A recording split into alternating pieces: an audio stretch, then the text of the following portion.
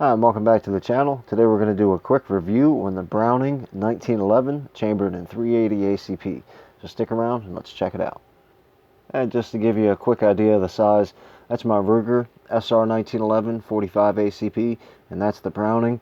So basically what they did is they took a 1911 and shrunk it down. So let's go ahead and check out the feature. This gun is clear. There's nothing in the chamber, nothing in the magazines. And with the muzzle pointed to the left, we'll just go ahead and go through some of the features. This has the stainless steel slide with the black polymer grip frame and the black and white checkered G10 grips. So if you go to the top of the slide at the front, you'll find the standard 1-dot sight for the front sight. This is a replaceable sight, but it is not adjustable. Then at the rear of the slide, you'll find a pretty standard U-cut rear sight. And you can see that the bottom of the U has the white paint on it, and the two vertical spots do not, but it's still okay because once you get a good sight picture, the recoil is so light on this gun that it's really easy to stay on target with. Then below the rear sight on the slide, it's your pretty standard 1911 serrations. It does have the serrations on each side of the slide. And then at the back of the slide, we'll have the hammer.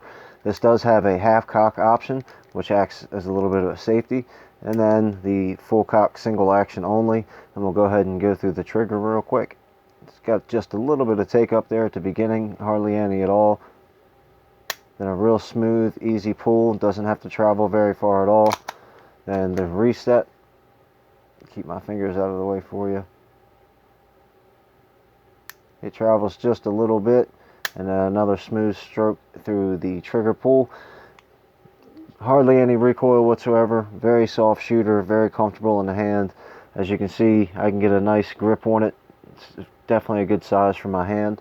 Going back to the features, below the hammer is going to be your dovetail and your grip safety. One of the things that I like is you can see the little indentation cut out of the dovetail or beaver tail, whichever you like to call it, for the hammer to sit down into. So if you have a little bit beefier of a hand, it'll help protect you from the slide bite, or the hammer bite rather. Right in front of your dovetail and grip safety is going to be your manual safety, and it's pretty easy. Flip up the front of it, and it goes into the groove in the slide and puts it in safe position. It does have an ambidextrous safety, and it works just as easy on both sides. It's got a nice little shelf so you can easily hit it with your thumb. Just in front of that on the grip frame is going to be your slide release and also your takedown lever. And this also has a little shelf on it right there, so it's easy to hit with your thumb. And it slides down back in the battery very well. The fit and finish of this is really nice. Everything's really smooth. There's no forcing of anything. It just all operates really, really well. Below your takedown lever is going to be your trigger well and your trigger. This is a plastic trigger. I don't believe that this is a polymer trigger. I think it's just regular plastic. It's got a really thin blade to it, but it's easy to pull. It's comfortable in your hand, and I don't really mind the plastic that much. Behind the trigger is going to be your magazine release, which works really easy. Just push it in, and it's not going to get in your way when you got your grip on the gun. This came with two single stack 8-round magazines. Now, one of the things that I will complain about with this gun is it does have a magazine safety. I can't think of what the term is right now, but the safety, well, it won't fire unless there's a magazine in. So I don't really like that very much. But it is what it is. I wouldn't not buy the gun because of that, but it is something to just talk down about. It's not my favorite option with a gun. The G10 grips have a pretty decent size cut down in the groove, so try to show you that. But it's not aggressive whatsoever. You get a really good grip on the gun, and it's not going to rub your hands raw or scratch your hands or anything like that. It's nice and comfortable.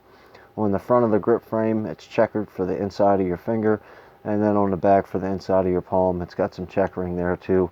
And the magazines are a flush fit. Once again, gives you a really good grip.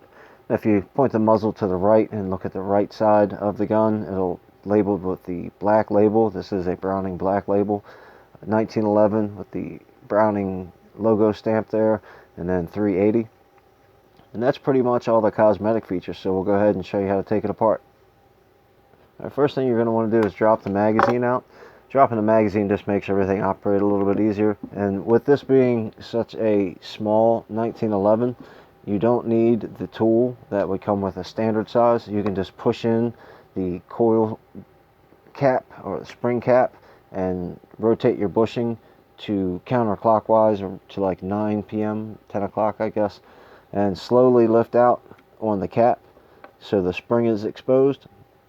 Then you can point the muzzle back toward the left, and right above the slide stop you'll be able to see a little half moon cut or half a circle cut into the slide. And that's where you're going to have to line up the blade that's on the slide stop, and it'll take the gun apart.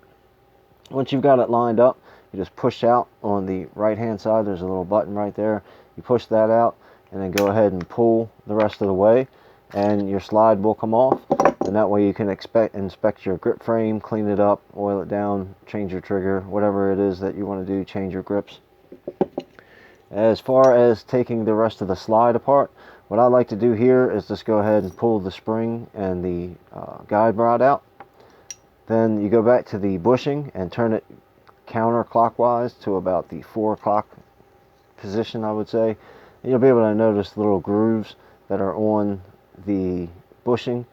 They will line up with, once you get the barrel out, slide the barrel out for the front, they'll line up with the grooves that are inside the slide there and help lock it into position.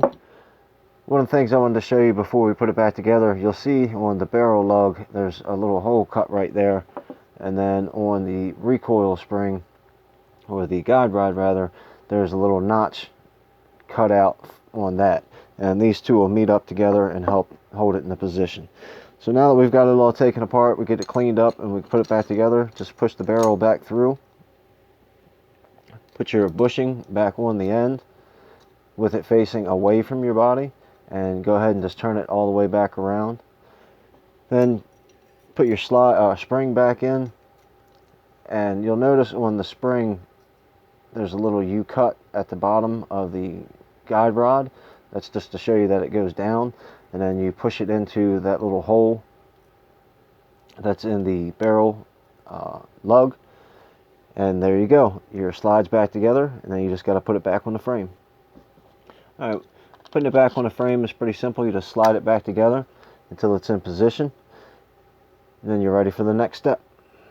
Alright, your next step is going to be, what I'd like to do is rock it back just a little bit and make sure that the hole is clear. Take your pin and push it back in the hole. Go ahead and rock it all the way back till the little blade lines up with the hole, and push your takedown lever back in, and the slide should be locked back into place. When I do that, I grab it from the back sight and the beaver tail and pull back, and a lot of times what will happen is I'll activate this if the hammer's down, the manual safety. Sometimes that won't work because it's not letting the slide go back and forth. So if you do it like this, like I'm showing here, be aware that your hammer needs to be fully up, and make sure you don't put the safety on, because it's going to give you some problems.